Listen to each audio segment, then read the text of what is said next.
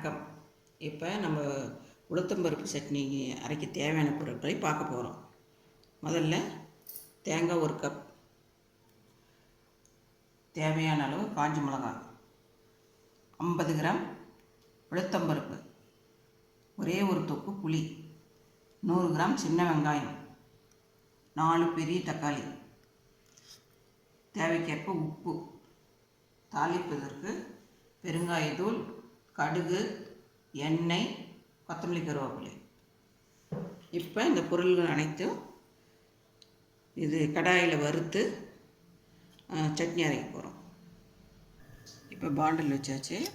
இப்போ 1 டீஸ்பூன் எண்ணெய் ஊற்றிக்கலாம். எண்ணெய் ஊற்றிக்கணும். உளுத்தம்பருப்பை போட்டு பொன்னிறமாக வறுக்கணும்.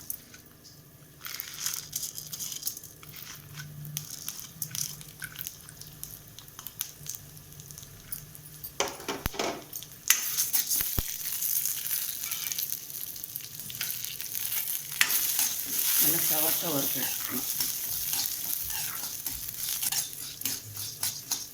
சவரில் ஒரு 1 நிமிஷம் ஆகும் வறுக்கிறதுக்கு.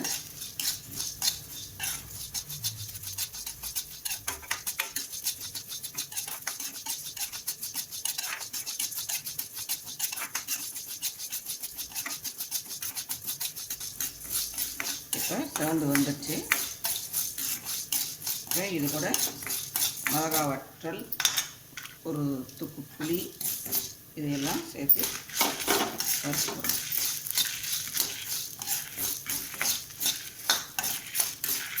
மிளகாய் தீயாமல் நல்லா சிவப்பாக வறுக்கணும்.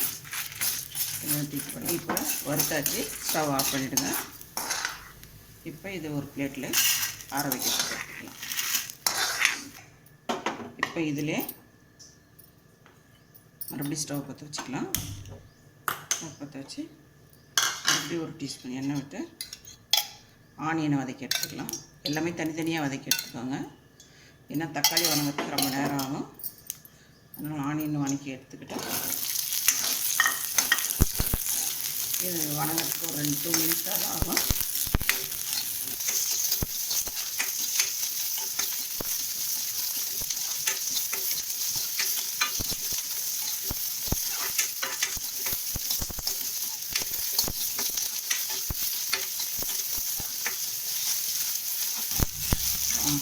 வெங்காயம் வதங்கியாச்சு. இப்போ இதை தட்டில் ட்ரான்ஸ்ஃபர் பண்ணிக்கலாம்.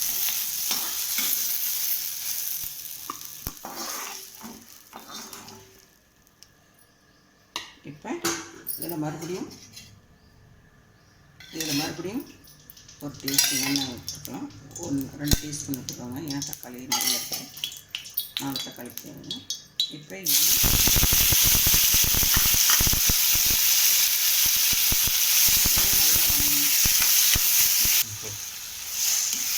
இது நல்லா வதங்கணும். எப்படியும் 2-3 மினிட்ஸ் ஆகும்.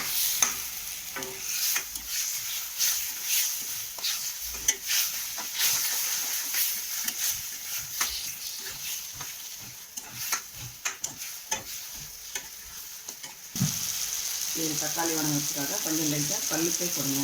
நல்லா வதங்கணும். வதங்கிட்டு இன்னும் 1 நிமிஷம் வதக்கினால பச்சை வாசம் போட்டு சட்னி நல்லா இருக்கும். நல்லா வதக்கிற வரையும் சட்னி ரொம்ப நேரம் கெடாது.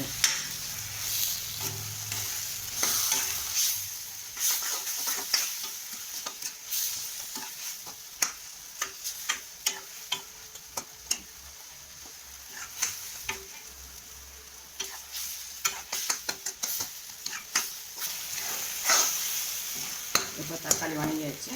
இதையும் தட்டில் ட்ரான்ஸ்ஃபர் பண்ணிக்கலாம்.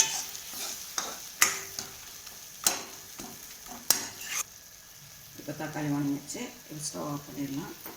இதையும் ஒரு தட்டில்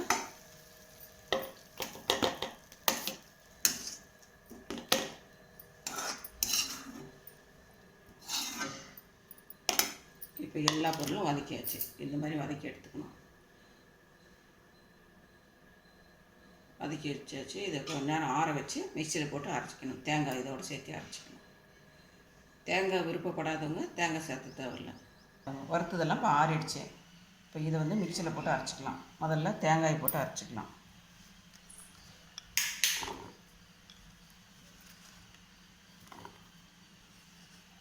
தேங்காய், தக்காளியில் கொஞ்சம் உப்பு போட்டிருக்கோம், அதனால் கொஞ்சமாக உப்பு,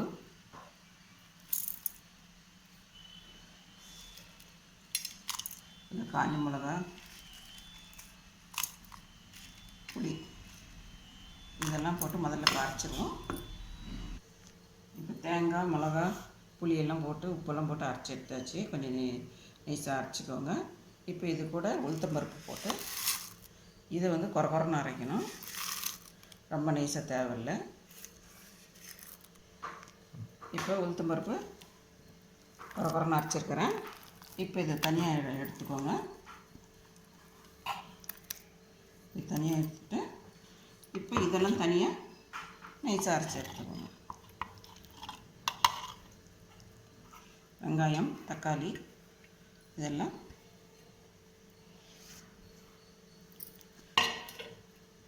இப்போ இது வெங்காயம் தக்காளியெல்லாம் நைஸாக அரைச்சி எடுத்துக்கணும்.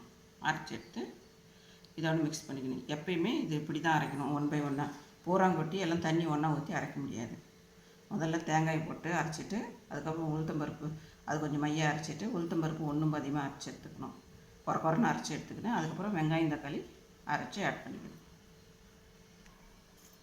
இப்போ வெங்காயம் தக்காளியும் அரைச்சி எடுத்துகிட்டு வந்துட்டேன். இப்போ அந்த முதல்ல அரைச்சதோட இப்போ இதை ஆட் பண்ணுறேன்.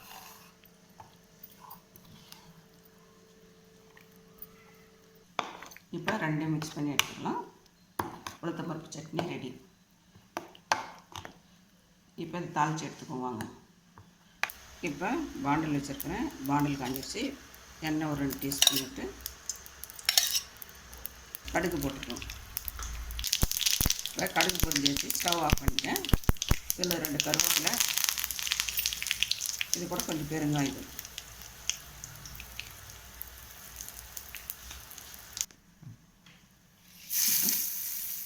சட்னி இப்போ உளுத்தம்பருப்பு சட்னி தாளித்து இப்போ ரெடி ஆகிடுச்சு.